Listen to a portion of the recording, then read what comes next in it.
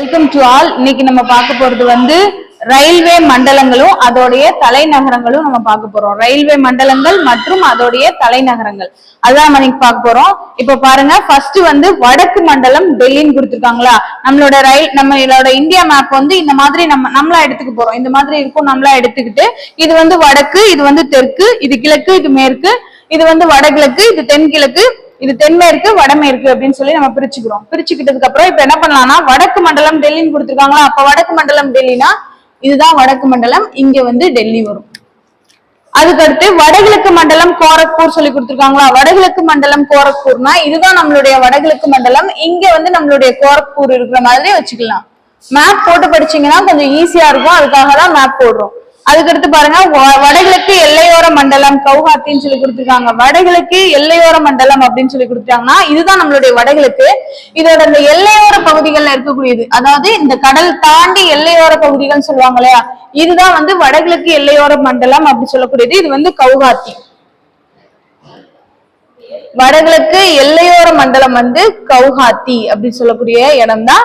அதுதான் அதோடைய தலைநகரம். தலைநகரம் தான் நம்ம படிக்க போறோம். அடுத்து பாருங்க, கிழக்கு மண்டலம் சொல்லி கொடுத்திருக்காங்க. கிழக்கு மண்டலம் சொல்லக்கூடியது கொல்கத்தா. கிழக்கு மண்டலம்னா இந்த பக்கம் இருக்கக்கூடியது. சோ இந்த பக்கம் வந்து எடுத்துக்கிட்டோம்னா கிழக்கு மண்டலம் சொல்லக்கூடியது கொல்கத்தா.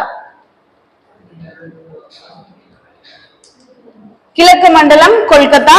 அதுக்கடுத்து தென்கிழக்கு மண்டலமும் அதே கொல்கத்தா தான் வரும். சோ அப்ப இந்த சைடு தென்கிழக்கு மண்டலத்துல எடுத்தாலும் அதே கொல்கத்தா தான் நம்ம எடுத்துக்கிறோம். தென்கிழக்கு மண்டலமும் கொல்கத்தா தான்.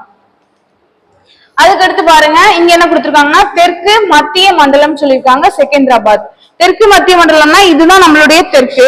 இதுல சென்ட்ரல் பிளேஸ்ல இருக்கக்கூடியதான் செகந்திராபாத். இது இங்கதான் வரணும்னு அவசியம் இல்ல, நமக்கு புரியணுன்றதுக்காக நம்ம செகந்திராபாத் அப்படின்னு சொல்லி எடுத்துக்கிறோம்.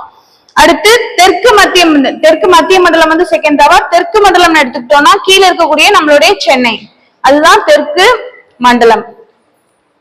அதுக்கடுத்து என்ன கொடுத்துருக்காங்கன்னு பாருங்க, மத்திய மண்டலம் மும்பை. நார்மலா மத்திய மண்டலம்னு கேட்டுட்டாங்கன்னா மும்பை வரும். மும்பை வந்து இங்க வரும், நம்ம மேப் படி இங்க வரும்.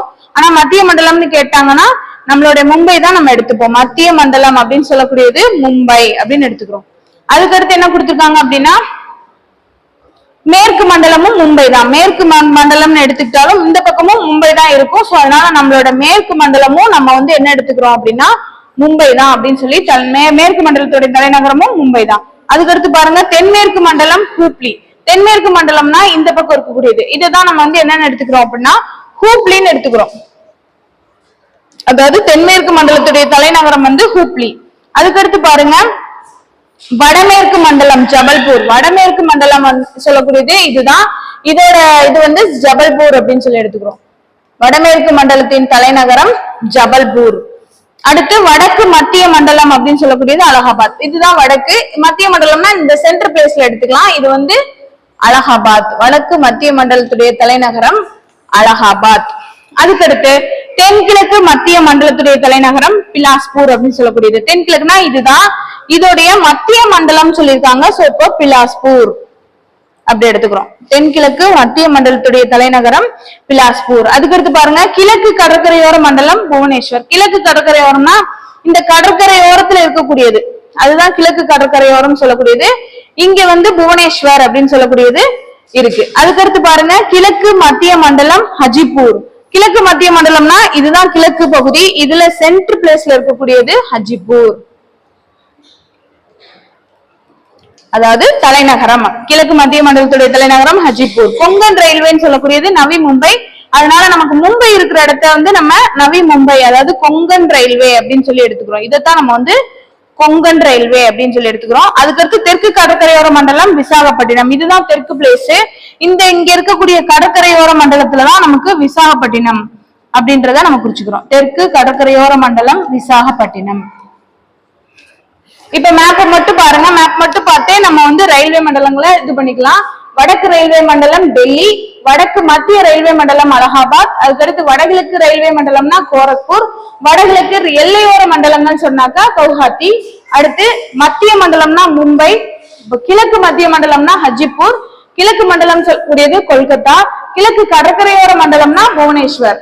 அதுக்கடுத்து பாருங்க, தென்கிழக்கு மத்திய மண்டலம்னா பிலாஸ்பூர், தென்கிழக்கு மண்டலம்னா கொல்கத்தா, அதுக்கடுத்து இங்க வந்துருங்க தெற்கு மண்டலம். தெற்கு மத்திய மண்டலம்ன்றது செகந்திராபாத், தெற்கு மண்டலம் சொல்லக்கூடியது சென்னை, தெற்கு கடற்கரையோர மண்டலம் சொல்லக்கூடியது விசாகப்பட்டினம், அதோட தலைநகரம் விசாகப்பட்டினம். அதுக்கடுத்து தென்மேற்கு மண்டலத்துடைய தலைநகரம் என்னன்னா ஹூப்ளி, அதாவது மத்திய மண்டலம். தென்மேற்கு மத்திய மண்டலத்துடைய தலைநகரம் ஹூப்ளி. அதுக்கடுத்து இங்கிட்டு வந்துருங்க, மேற்கு பகுதிக்கு வந்துருங்க. நவி மும்பைன்னு சொல்லக்கூடியது கொங்கன் ரயில்வே, கொங்கன் ரயில்வேன்னு சொல்லக்கூடியது நவி மும்பை. அடுத்து பாருங்க மேற்கு பகுதிக்கு வந்துருங்க, மேற்கு ரயில்வே வந்து மும்பை. அதுக்கடுத்து வடமேற்கு ரயில்வேன்னு சொல்லக்கூடியது ஜபல்பூர், வடமேற்கு ரயில்வே ஜபல்பூர். அதுக்கடுத்து வடக்கு படிச்சிட்டோம், வடக்கு ரயில்வே டெல்லி, வடக்கு மத்திய மண்டலம்ன்றது அலகாபாத். இப்படி வந்து படிக்க போறோம். மொத்த ரயில்வே மண்டலங்கள் 18. அதுக்கான தலைநகரங்களை இப்படி மேப் போட்டு படிச்சோம் அப்படின்னா ஈஸியா இருக்கும். Thank you so much.